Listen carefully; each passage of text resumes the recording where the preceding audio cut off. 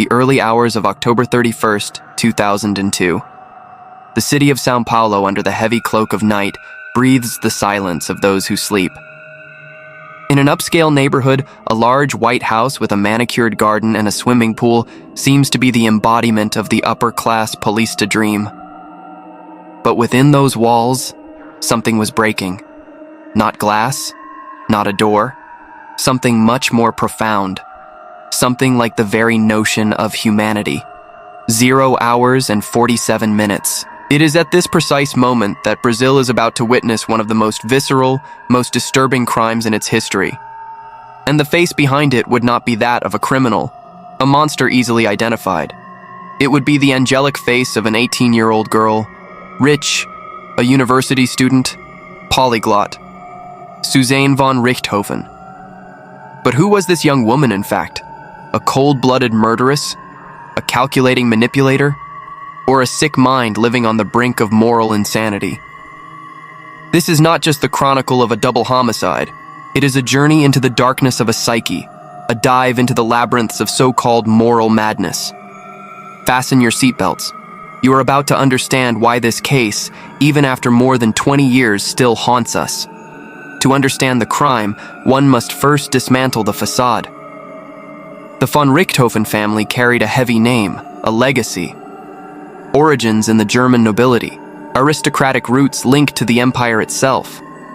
The surname was world famous because of Manfred von Richthofen, the Red Baron, aviation ace, and hero of the First World War. The father, also named Manfred, was a successful engineer at a large company. The mother, Maricia, a renowned psychiatrist. They had 2 children, Suzane, the eldest, and Andreas, the youngest. From the outside, the image was one of absolute perfection. A family that had everything, money, culture, status. But inside that spacious house, the dynamic was suffocating. Order reigned, but it was a sick, ironclad order. Everything had its time, its place, its immutable rule. No mess. No room for spontaneity. The experts who later analyzed the case described that home as a set. Everything in its place, but empty of warmth. Affection was a rare commodity. The bonds, distant. The relationships, formal, almost procedural. There was no emotional dialogue, no space for personal choices. The parents, especially Manfred, had a well-defined plan for their daughter, that she study abroad, that she have a solid career, that she maintain the family's status unshakably. It was in this controlled, suffocating environment that Suzane grew up. She had everything money could buy: designer clothes, a new car, an allowance equivalent to 5,000 Ries at the time, a fortune for a teenager in the 2000s. She spoke 3 languages, had traveled abroad, but she lacked the essential: affection, a comforting embrace, the permission to be herself. She was a princess locked in a golden tower, and the price of that fortune was her own soul. And then she found what she thought was her escape. His name was Daniel Cravinhos, the complete antithesis of her world. Simple origins, no formal education, he represented everything her parents despised: freedom, rebellion, impulsiveness.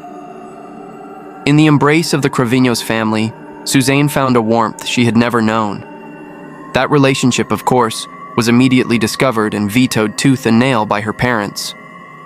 But the veto did not cause common teenage sadness. It triggered something much darker. The clash ceased to be about love and became about power, about control. And, in Suzane's distorted mind, the parents ceased to be figures of authority. They became the final obstacle, the physical barrier preventing her from being happy. And for barriers, there is only one solution in the mind of one who has lost the notion of the human: elimination. It was then that the couple began to fantasize, and these fantasies quickly turned into concrete, macabre plans. They thought about using a firearm. They even conducted a test. Daniel fired a shot inside the house, while Suzane listened from outside. The bang was too loud, it could alert the neighbors. Plan discarded, they considered cutting the brakes of her parents' car, or, alternatively, setting fire to the family's country house with them inside. No idea seemed sufficiently effective, until the most primal, most brutal solution emerged: direct execution, personal, with their own hands. Daniel then asked for help from his brother, Christian Cravignos. The blood pact was made. The three of them, at no point, seemed to hesitate, seemed to grasp the monstrosity that was approaching. They were intoxicated by the idea of a life without obstacles, without rules. The night of the crime arrived, October 30th. Suzane, strategically, slept away from home with Daniel.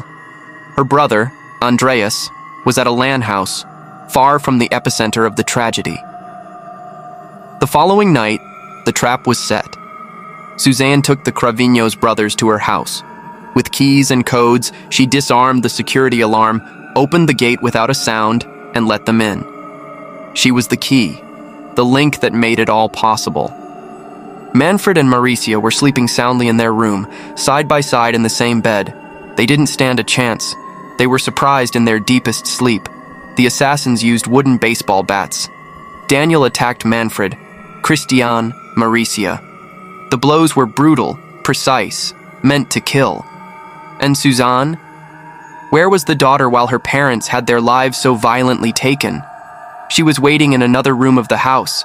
She did not hold the weapon. She did not strike the blows.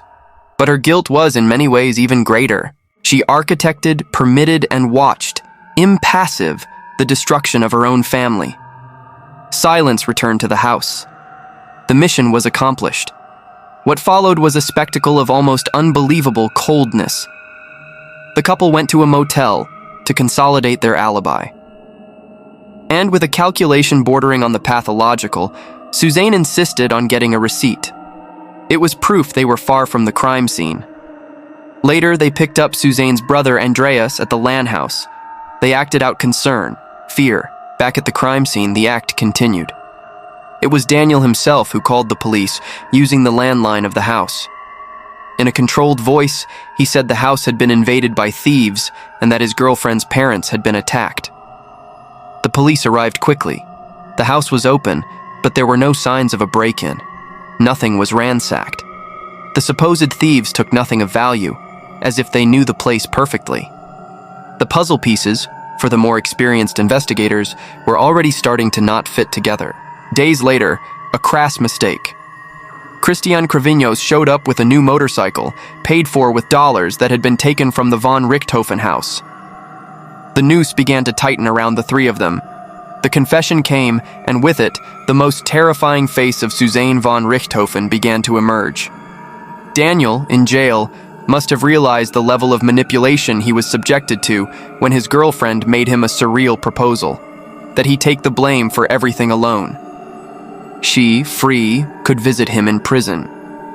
It was the logic of a mind that did not understand loyalty, love, or sacrifice, only its own survival and well-being. Forensic psychiatry came into play to try to decipher the enigma, and it was here that the concept of moral madness, or functional psychopathy, gained strength. Suzane was not a classic psychotic. She did not delude, she did not hear voices. Her madness was more subtle, more insidious. It was a madness of character, of emotion.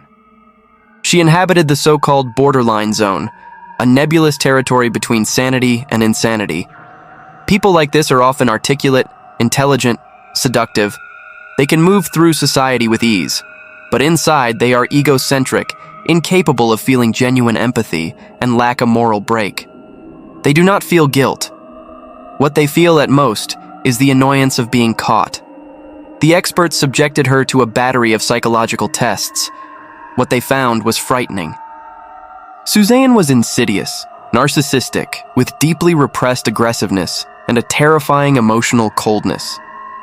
The report went further. It stated that, if pressured, she could commit a new crime of a similar nature.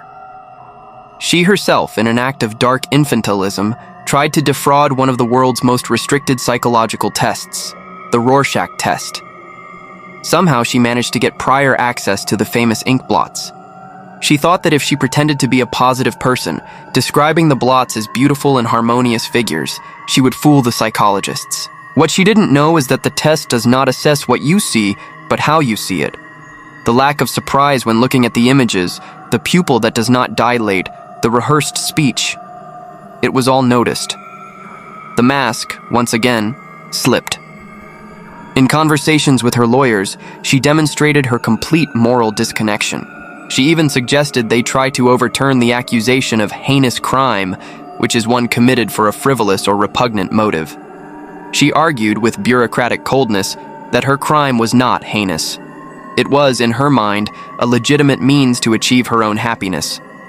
And she uttered the phrase that summarizes her entire pathology. If my parents hadn't opposed it, they would be alive. The trial was a media spectacle. All were convicted. Suzane and Daniel received sentences of 39 years in prison each. Christian, 18 years. Justice was served, at least on paper. But the question remains, what leads a young woman to commit such a brutal act? The answer, perhaps, lies at the intersection of a mind predisposed to coldness and an environment that molded it for insensitivity. Many resources, little affection. This does not, in any way, justify the crime, but it might explain where the border of the human began to be crossed. Suzane was not born a monster. She was, slowly, constructed in a laboratory of absences. And today? Today, the story continues. Suzane served part of her sentence and now lives under a semi-open regime in Braganza Paulista. She had a child, the result of a relationship with another inmate. She rebuilds her life in her own way. Since separating from Daniel, she has had other relationships. She tries, before society, to reinvent her story. Her brother Andreas lives a life of reclusion, isolated on a small farm, far from everything and everyone. In a rare interview, he made it clear that the wound still bleeds. About a possible request for forgiveness from Daniel, his response was a bitter, "You didn't do what they did to your parents and then you're going to serve them tea." In the end, among all the paths that could have been taken, disobedience, escape, confrontation, dialogue, Suzane von Richthofen chose the most brutal, the most definitive, the most monstrous. She is not a fairy tale villain. She is a human being who failed catastrophically in her humanity. Manipulative, cold, dissimulating, she cried only for herself, never for the parents she helped murder. Her eyes today carry the shadows of a mind that forever inhabits that terrifying, invisible frontier between good and evil. A territory that no test, no report, no sentence will ever be able to fully illuminate.